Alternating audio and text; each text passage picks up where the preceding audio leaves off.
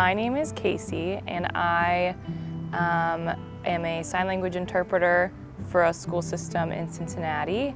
I moved here probably about 7 years ago, and I've really loved the city so far. I'm only from an hour north, so it definitely feels like, still close to family, but still, doing my own thing.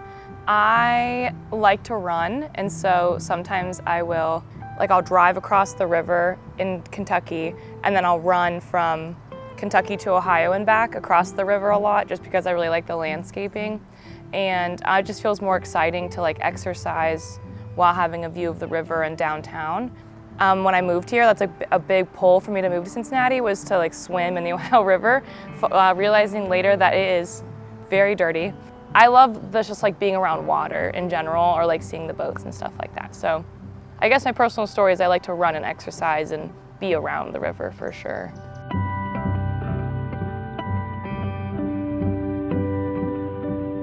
I'm Ash Gruenhagen. I'm 19 years old. I go to Miami University and I'm majoring in zoology and environmental earth science. I've been into art pretty much as long as I can remember. This project is in collaboration with Artworks, The Well, and the River Roots Festival. And we're creating art for the festival under the theme My River, My Roots, My Freedom. Right now we have various different projects that are kind of their own thing, but there's some overlap and connection between the projects.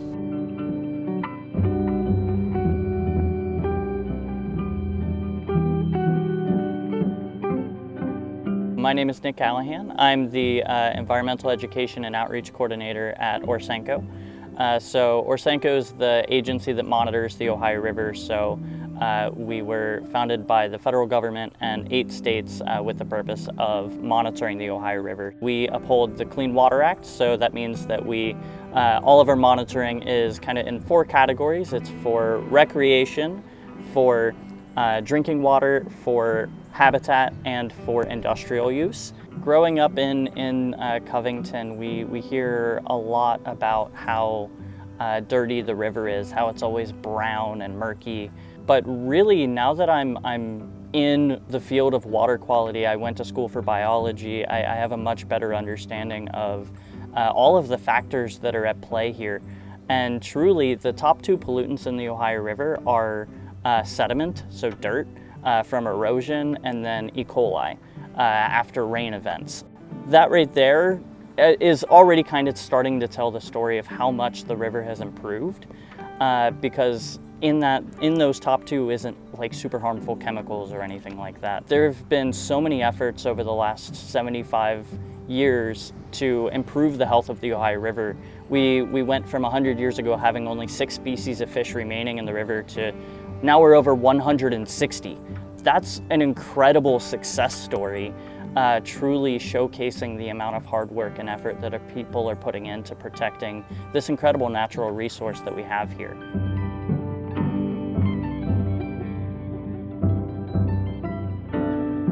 Born and raised in Covington, Kentucky. My family is from Kentucky. My father's high school class was the first class to integrate their high school. So when you think about that, it was less than 50 years that I'm growing up in Northern Kentucky where schools were integrated. A lot of families had to go across the river into Cincinnati to be able to support their family. After growing up, I moved away for school and then got my degree, and then decided to come back in the early 2000s to kind of hit a bit of a reset. And from there, that is where seeing how much my neighborhood had changed in such a short amount of time made me feel like there was a lot to do in terms of community-based art projects here in Northern Kentucky. I think my strongest memory is that when we were growing up, my mother and her best friend, throughout the summer, we would always, in those hot summer nights, would walk all the way downtown, across the river, over the bridge, and up to Fountain Square to just play in the fountain, and then we'd have to walk all the way back home in the evening, like as things were getting cooler and it was the end of the day. And I'm looking forward to being able to do that same thing with my son, and to get his experiences and make that memory with him of what it's like to walk across the river.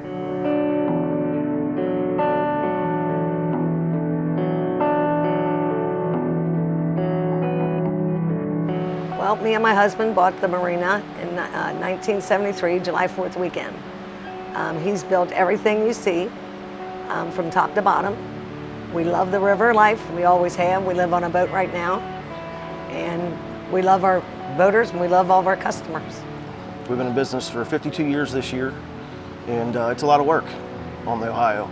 A lot of ups and downs with the water this year. My husband grew up on the river, and my son and my daughter, yes. I'm on it every day. It's been a long time since I've been away, probably over 20 years. We have customers from all over. If it wasn't for the customers, we wouldn't be here at River Boaters. And they love to feed the ducks. People feed them all the time out here. They're always out here.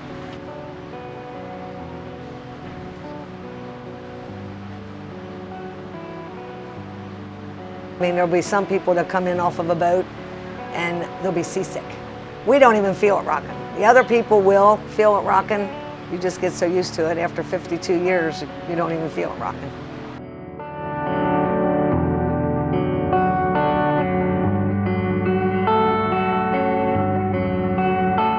My name is Holly Bryans-Ragusa. I am a Cincinnatian. I was born and raised here. I have a family here with 2 grown creative children. I've been married 30 years, and my mother lives with me down and over the Rhine. We are supporters of the arts. I've always been a part of the arts. I currently serve as the president for the Ohio Poetry Association.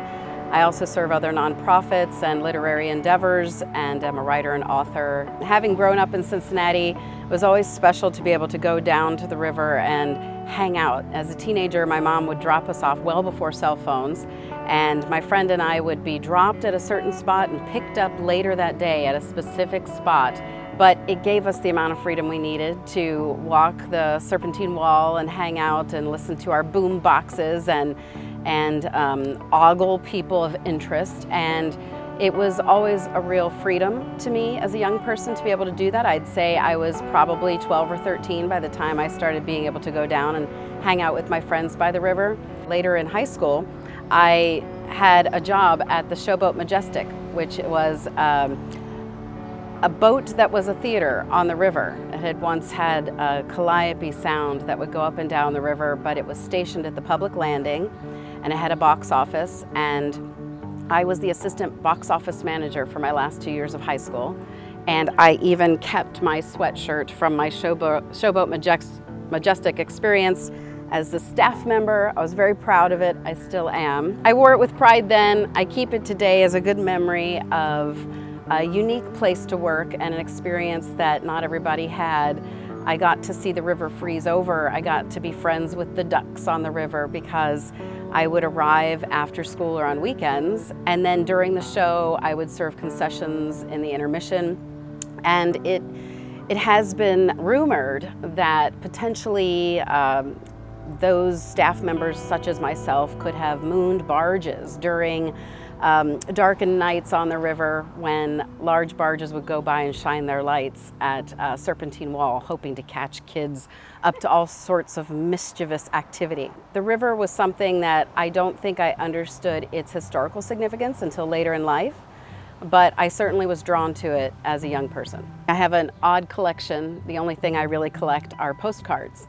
And over the years I have found several of them that represent the river or the river boats that rode along the river at all hours under full moon and before bridges were built. And so I just like to keep some of them, so I brought some of my props to show you how significant the river has been before it was industrialized, before it became polluted, and then as it became built up and peoples clamored to its shores.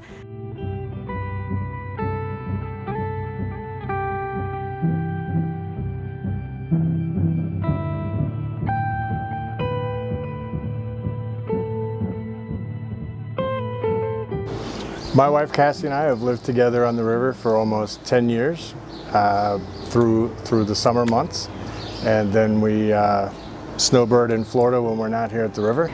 Living on a boat has definitely helped us to slow down. We have slow mornings. I really enjoy my coffee while looking out over on the water. And I would say that's the biggest change, is just a slower way of life and enjoying the little things. Cooking dinner somehow becomes more fun when you're on the river, and it's just helped us to reconnect with nature and ourselves. I don't know, I think our lives here at the river are just really simple and they're efficient. The only things we're responsible for are the things we have to do, pay certain bills and certain chores. But after that, this is our time, this river time is our time where we rest. We don't do a lot through the summer. But we have a community of people that live here with us, and we play games together, we eat dinners together, we do boat projects together. And then every weekend there's a whole community of party people that come down to the marina for the weekend. We have done a lot of summer projects here. We had a summer where we raised milkweed and brought monarchs to the marina. We built a garden barge out there where for 3 or 4 seasons we harvested tomatoes and peppers and onions and garlic. But it's really taught us a compact style of living. So we don't have room for a bunch of stuff. We don't pay for a lot of things. I don't have any subscriptions. I don't have an Amazon membership.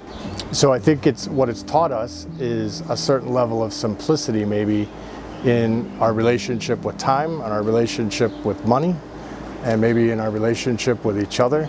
But owning the boat, making a decision to live on it, has completely changed our lives.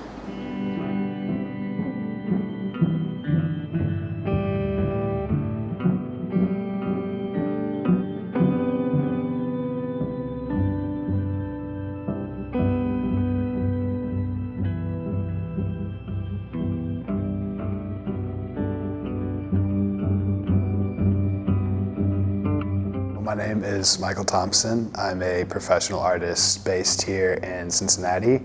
I am an oil painter and an installation artist, and I use my work to tell stories. I often describe it as being related to magical realism in the sense that I'm taking real stories and real histories. Much of my work is inspired by my environment, and then I'm pairing that with some kind of narrative storyline, or even something based around folklore, and trying to pair that to create a story for the viewer. There's a lot of research that shows that being close to water reduces our cortisol levels, and being less stressed is often a really great place to start as a creative to find inspiration. I don't think it's a coincidence that Cincinnati is such an amazing artistic town, because I think it's directly linked to us being a riverside town and all the amazing work that comes out of here. And as an artist here, I feel very lucky to be one of those many people that's a part of that river ecosystem. So starting in July, I'll be working with the Thomas More Biology Field Station to produce a mural that's alongside the back of their field station facing the Ohio River. Thomas More University is my alma mater, and one of the things that I really love about that university and a small liberal arts university is that they have that field station. It's out kind of in the middle of nowhere. It's on the river, and I used to go there when I was in college for retreats and to hang out with my friends and to be close to the river. It's a really important transition point for North and the South, obviously, historically, as being a place where enslaved people would want to get across the Ohio to get to Cincinnati or to get to the free world or the free North. This piece right behind me is called My Mother is a Fish. This piece was actually started at the Mill Creek, which is a tributary of the Ohio. You can see how it's kind of dirty back here. This was, I was at the creek, I was with some of my friends. We were doing an eco arts event with the Mill Creek Alliance. And I wanted that environment to be really ingrained in this piece. So some of my friends and I threw berries at the piece and sticks from the river, and kind of let the bed of the river and parts of it be ingrained into this work. It's honoring river life, and that transitory being of the river and the things that exist in it. Okay, so this piece is called Indicators. This large salamander-looking thing, for people who aren't very familiar with river life, is a hellbender. And a hellbender is a very large amphibian, and they're kind of mythological to people who hang out around the river because they're very rarely seen. But if you do see a hellbender, it is a biological indicator of river health. So when you see a hellbender, you know that that ecosystem is doing well. Above the hellbender, in a fun little turn of phrase, is the Hell is Real sign. And again, if you're not from the Ohio or Kentucky area, there's a very large road sign that has this lettering, Hell is Real. And that sign has become kind of ingrained in Cincinnati and Ohio culture. Hell is very real, and hell is right around the corner if we let all of these amazing creatures die off that are in our midst and are the things that show us that we are healthy and doing well.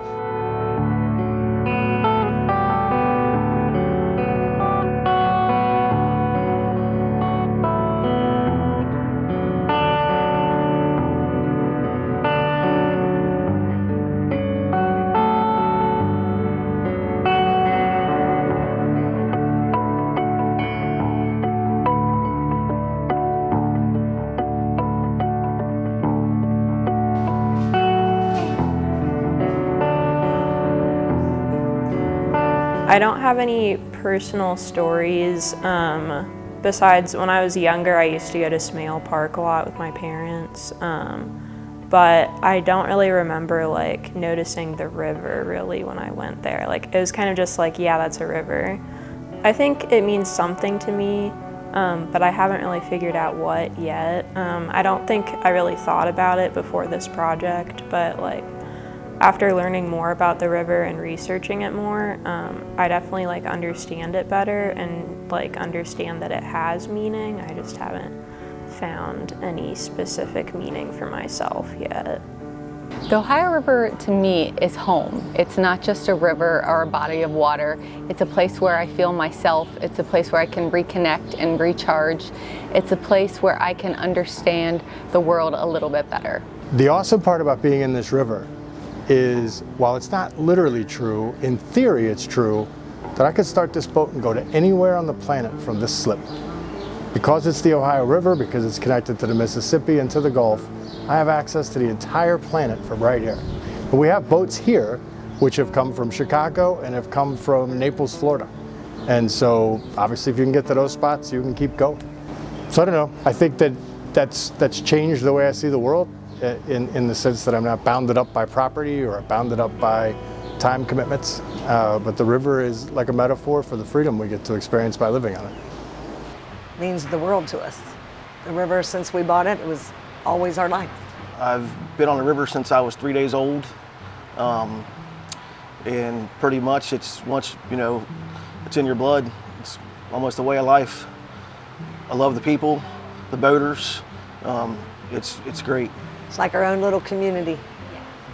I think it means like a lot of connectivity. I think it brings Northern Kentucky and Ohio together in a sense. When a lot of people think of Northern Kentucky, I think they just assume like it's almost grouped in with Ohio and Cincinnati. And I think the river, although it kind of like separates the two, I do think there's a lot of culture that happens between Ohio and Kentucky that the river just kind of like helps bring together. But yeah. I think, and to me, I think it resembles connectivity between two cities.